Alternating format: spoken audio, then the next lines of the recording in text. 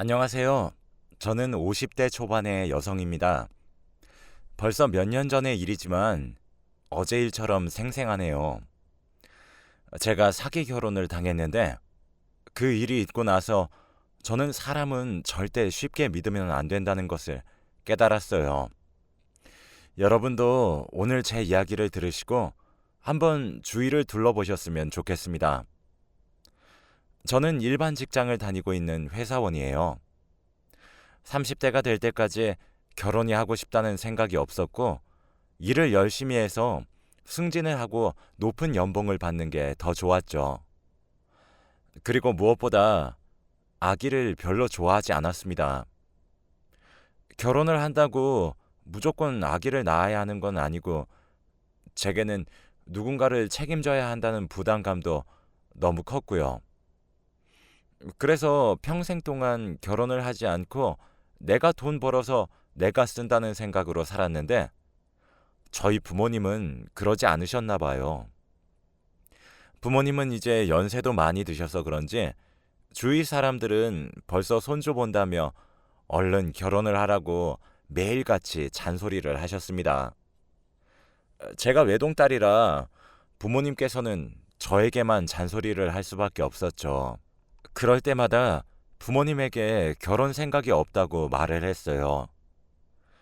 게다가 부모님도 제가 싫은 건 억지로 시키지 않으시니까 딸이 하기 싫다는 건 이해하실 줄 알았어요. 그런데 갑작스럽게 저희 아빠가 몸이 편찮으시게 되었습니다.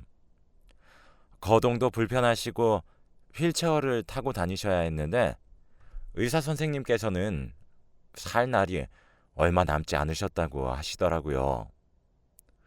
그 말을 들으니까 아빠가 이 세상에 없다는 것이 실감이 나지 않더라고요. 어제만 해도 같이 재밌게 대화했던 아빠가 이제 없어질 수도 있다고 생각하니 눈물이 흘렀습니다. 그런데 저희 아빠는 죽기 전 마지막 소원으로 제가 결혼하는 걸 보고 싶다고 하시더라고요.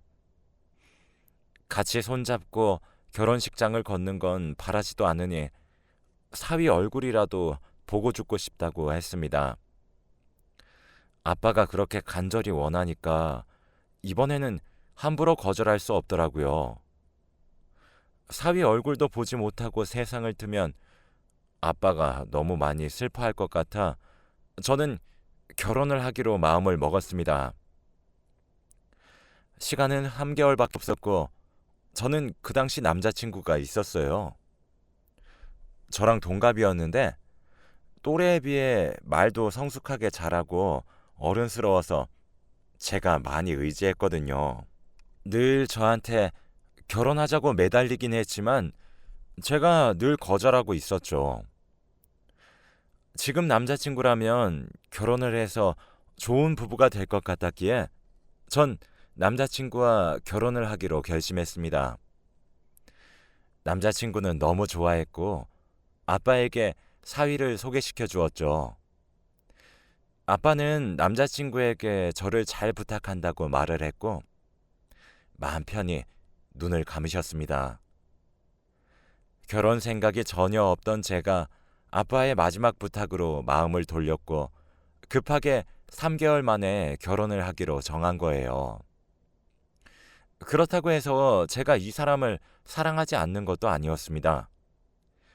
누구보다 사랑했고 평생 함께 할 수 있을 것 같은 기분이 들었어요. 저와 남자친구는 친구의 소개로 만났는데 처음부터 마음에 들었습니다. 원래 사람은 대화를 해보면 상대방을 대충 파악할 수 있잖아요. 그런데 남자친구는 저와 동갑임에도 불구하고 행동도 어른스럽고 듬직하더라고요. 항상 저희 커플은 유익한 대화를 나누었어요. 남자친구는 부모님이 일찍 돌아가셔서 힘든 일을 일찍 겪어서 일찍 철이 들었다고 했죠. 그런데 이 사람과 딱 한 번 헤어질 뻔한 적이 있었어요. 저와 남자친구가 사귄 지 2년쯤 되었을 때 이 사람이 탈북자인 것을 알았거든요. 그 사람은 저에게 한마디도 해주지 않았고 제가 알아챘어요. 하루는 우연히 제가 남자친구 휴대폰을 보다가 탈북자들이 있는 카페에 가입을 했더라고요. 한 번도 저한테 말해준 적이 없는데 이런 식으로 알게 되니까 왠지 저를 속인 것 같고 배신감이 확 들더라고요. 그래서 대뜸 남자친구에게 화를 불같이 내면서 이게 뭐냐고 했죠. 남자친구는 처음엔 당황하는 것처럼 보였지만 차근차근 저한테 설명해 주었습니다. 숨긴 건 아닌데 물어보지 않아서 말하지 않았대요. 이 사람은 한 번도 북한에 대한 이야기를 꺼내지 않았고 탈북을 했던 이야기들을 말한 적이 없는데 제가 어떻게 그걸 눈치채나요? 솔직히 그때 헤어질 생각까지 했습니다. 그런데 이 사람이 저를 끝까지 붙잡으면서 탈북하다가 어머니 아버지가 돌아가셔서 그 추억을 다시 상기시키기 싫어서 말 못했어 하며 울면서 말하는데 마음이 찡해지고 저도 슬프더라고요. 그때는 그 사람을 너무 사랑했기에 용서를 했습니다. 조금 충격이긴 했지만 어쨌든 한 민족이니까 괜찮았어요. 그리고 저희는 아버지가 돌아가시고 몇 개월 후 결혼 준비를 하기 시작했습니다. 저희는 간소하게 준비했고 딱히 비싼 가구나 가전제품을 사지 않았어요. 저희 둘 다 욕심이 별로 없어서 그런지 생활에 필요한 것만 있으면 됐고 신혼집도 그렇게 넓지 않은 곳으로 구했죠.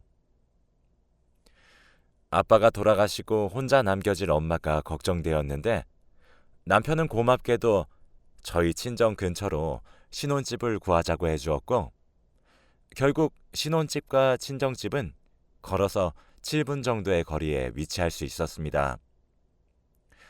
그 사람은 여러 가지 가맹점을 하고 있었는데 카페나 음식점 그리고 PC방 등 아주 다양한 곳의 사장님이었어요. 다 아르바이트생이 운영하니까 하루 종일 놀고 먹고 해도 괜찮았죠. 반면에 저는 회사를 다니는 직장인이니까 평일은 매일 출근해야 했습니다. 저희의 일상 패턴이 잘 맞지는 않았지만 그래도 남편이 이해를 해줘서 고마웠어요. 그리고 얼마 뒤에 또 충격적인 남편의 비밀을 알게 되었습니다. 제가 남편 주민등록증이 필요할 때가 있어 우연히 지갑을 뒤졌습니다. 그런데 남편의 주민등록증 앞자리가 8이어야 하는데 7로 시작하더라고요. 두 눈을 비비고 다시 봐도 7로 시작했고 사진도 남편이 맞았습니다. 남편과 저는 동갑으로 알고 있는데 갑자기 7로 시작하다니. 그때 남편은 집에 없었기에 혼자서 곰곰이 생각을 했어요. 주민등록상 이 사람의 나이는 저와 10살이나 차이 나는 사람이었는데 그럼 혹시 탈북을 하고 주민등록증 등록을 잘못했나? 이런 생각까지 들더라고요. 그때 마침 남편이 집으로 돌아왔고 저는 물어봤습니다. 탈북자인 사실을 들켰을 때와 똑같은 표정을 지으면서 저에게 핑계를 대는데 정말 어이가 없더라고요. 아니, 사실 내가 나이 많다고 하면 나 안 만나줄까 봐 그랬어. 라고 하는 게 아니겠어요? 무슨 말도 안 되는. 저는 몇 년 동안 이 사람이 저랑 동갑인 줄 알고 또래보다 성숙하다고 생각했는데 나이가 저보다 10살이나 많으니까 성숙할 수밖에 없었던 거죠. 어떻게 이럴 수 있나요? 그 사람은 제가 어이없어 하는 걸 알고는 내가 미안해. 그래도 우리 사랑은 변하는 거 없어. 라고 하며 울먹거리며 말하더라고요. 우는 얼굴에 어떻게 화를 내나요? 그때 저는 또 바보같이 그 사람을 용서했습니다. 이 사람이 얼마나 저를 좋아했으면 이렇게까지 거짓말을 치는 건가 싶으면서 화해했죠. 지금 생각하면 정말 바보 같은 결정이었습니다.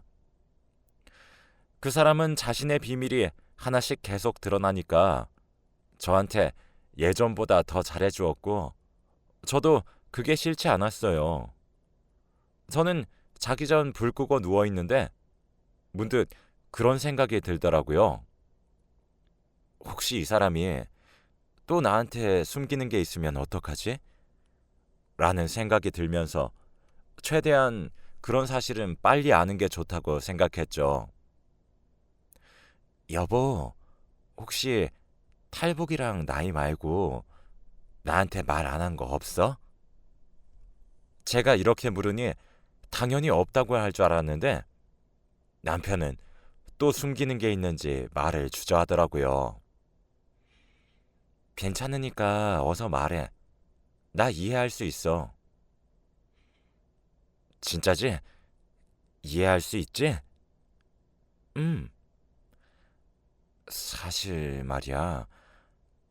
나 결혼 전에 친구가 돈 좀 빌려달라고 하길래 대출 받아서 돈 좀 빌려줬어. 그래서 지금 그 대출금 갚는 중이고.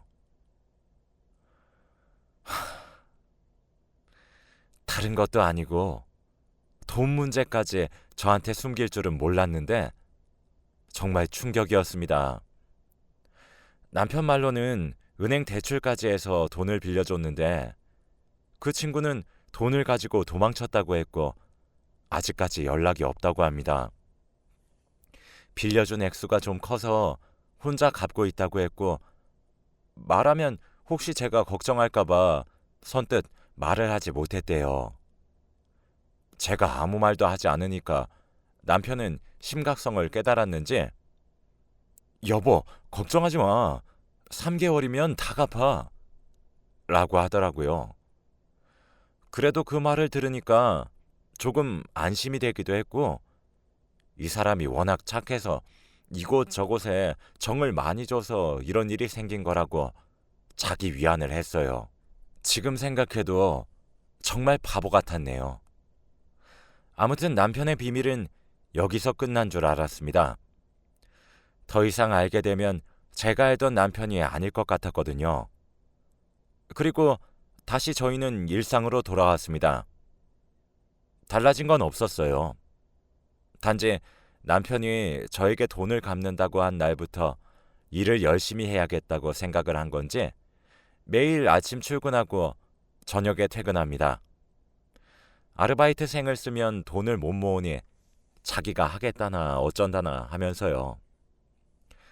다시 그렇게 일상으로 돌아왔는데 하나 또 이상한 일이 생겼습니다. 왜 항상 뭐든지 괜찮아지려고 할 때쯤 무슨 일이 생기는 건지. 근데 이번에는 남편의 비밀이 좀 심각했습니다. 항상 일을 하고 오면 남편이 어디서 씻고 오는지 비누 냄새가 폴폴 났거든요. 늘 집에서 씻고 자고 하는 사람이 퇴근을 하고 오면 피곤한지 씻지도 않고 바로 잠에 들었고 저와 이야기하는 시간도 줄어들더라고요. 그래서 이 사람이 혹시 다른 여자가 생긴 건가 하면서 의심을 하기 시작했습니다. 갑자기 새벽 일찍 나가서 일을 한다는 것도 수상하기도 했고 퇴근하고 오면 비누 냄새가 대놓고 나는 것도 이상하기도 했죠. 저는 이 사람과 이혼까지 생각하고 미행을 하기 시작했습니다. 남편이 출근할 때 몰래 뒤따라가서 어디 가는지 확인했죠. 그런데 이 사람이 가는 곳은 정말 충격적이었습니다. 바로 공사장이었거든요. 저는 이 사람이 이제 건물까지 세웠나 싶어서 노동자들한테 간식도 사주고 총괄도 하는 그런 일을 하러 간 줄 알았어요. 그래서 근처에서 간식거리 좀 사서 내조 좀 할까 싶었죠. 그래서 간식을 사서 공사장으로 들어갔는데 남편이 보이지 않는 겁니다. 샅샅이 뒤졌는데 멀리서 김수종 씨, 그렇게 하면 안 된다니까 하며 제 남편의 이름을 부르더라고요. 저는 소리가 들리는 쪽으로 가서 보니 남편은 그곳을 총괄하는 사람인 것 같은 분에게 혼인하고 있었습니다. 남편은 안전모를 쓰고 작업복을 입은 채 건물을 짓고 있었고 양복을 입은 사람들에게 혼인하고 있었죠. 저는 그 모습을 보고 너무 놀라서 양손에 쥐고 있던 간식거리들을 땅바닥으로 떨어뜨렸고 그 소리에 그곳에 있던 사람들은 다 저를 바라보았죠. 물론 제 남편도요. 정말 그때의 기분은 말로 표현할 수 없을 정도입니다. 뒤통수를 세게 맞은 건 기본이었고 제가 알고 있던 사람이 아니니까 온몸에 소름이 돋았어요. 이건 사기 결혼이라는 것밖에 생각이 나지 않더라고요.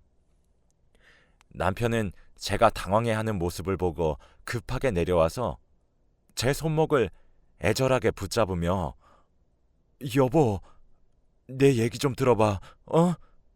라고 했고 저는 아무 소리도 들리지 않았습니다. 도대체 저는 누구랑 결혼한 걸까요?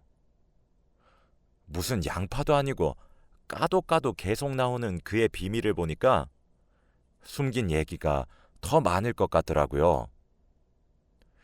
들어보니 많은 가맹점을 하고 있던 사장도 아니었고 그냥 공사장에서 일하는 일용직이었습니다. 제가 바보 같았어요. 그날 이후로 저는 그 사람에게 모든 신뢰를 잃었습니다. 그때서야 정신이 차려지면서 그놈의 실체가 보이더라고요. 탈북자에다가 나이에다가 빚까지 그리고 하다못해 직업까지 속이다니. 정말 드라마에 나올 법한 이야기 아닌가요? 저는 그 사람과 도저히 같이 살 수 없었고 이혼을 하기로 결심했습니다. 남편은 끝까지 말리면서 다 설명하겠다고 다시는 이런 일 없을 거라고 했지만 저는 이 사람을 더 이상 믿을 수 없었어요. 그 사람이 매일같이 씻고 온 이유도 공사장에서 흘리는 땀 냄새와 흙 냄새 때문이었더군요.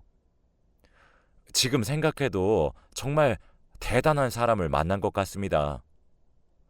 저는 뒤도 돌아보지 않고 이혼했어요.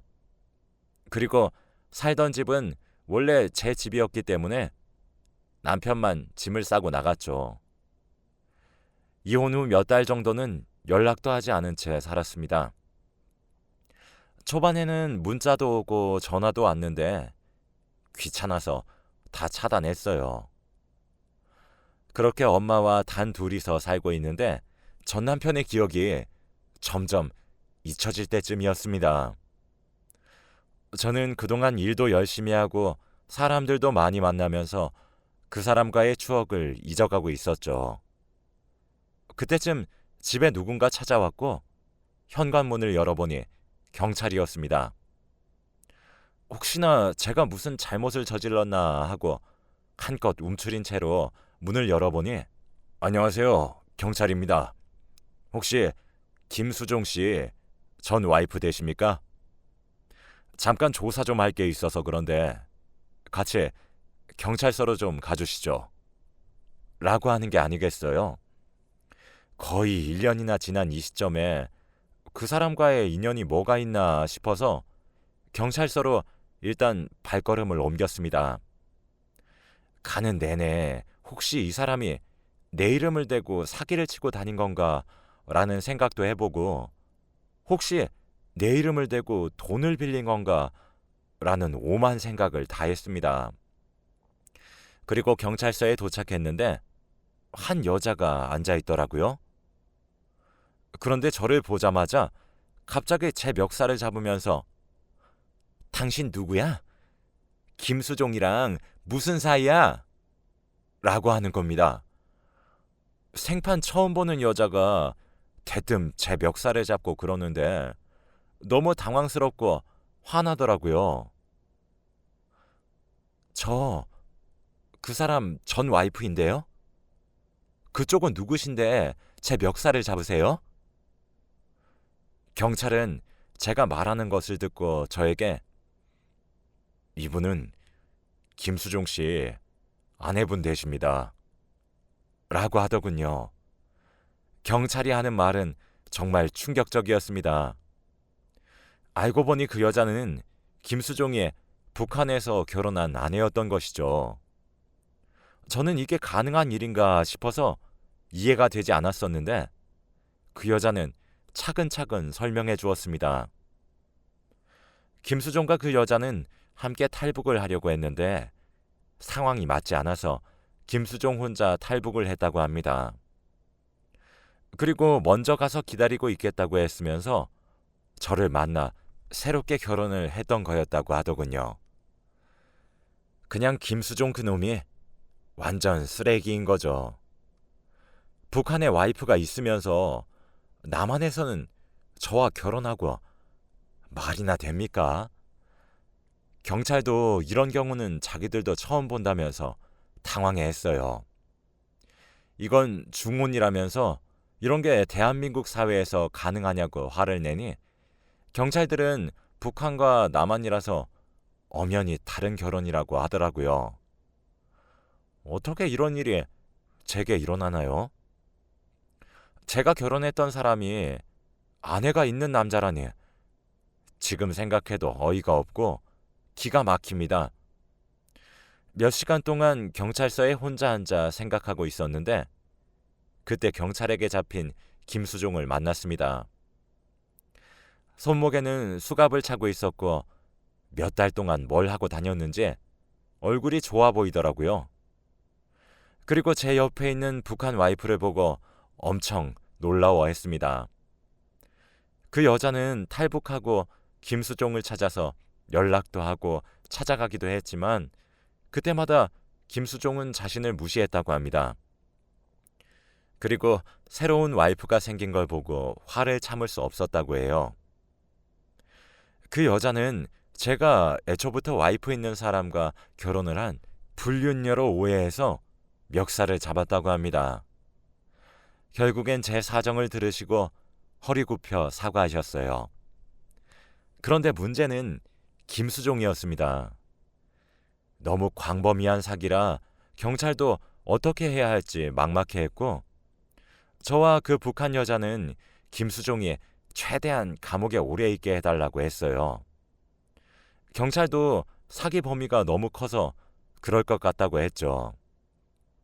그리고 조사를 하는 과정에서 하나 더 알게 된 사실이 있었어요. 그 사람이 친구한테 돈을 빌려줘서 3개월 안에 갚는다고 했던 거 있잖아요. 그건 자기가 일한 돈으로 돈을 갚아왔던 게 아니었고 제가 일한 돈으로 갚아왔던 거였어요. 왜 그 생각을 못했을까요? 막노동하는 사람이 그 큰 빚을 3개월 안에 갚을 수 있다고 했을 때 의심을 해야 했었는데 결국 제 전남편은 감옥으로 갔고 그 여자와는 다시 만나지 않게 되었다고 합니다. 사람 하나 잘못 만나서 저는 이제 연애도 못하겠고 사람들도 잘 못 만나겠어요. 다정한 얼굴을 하고서 어떻게 그렇게 뻔뻔하게 거짓말을 한 건지 지금 생각해도 참 대단한 일이었습니다. 여러분들도 저 같은 일이 일어나지 않으셨으면 좋겠어요. 사람 만날 때 다들 조심하십시오. 제 이야기는 여기까지입니다. 들어주셔서 감사합니다.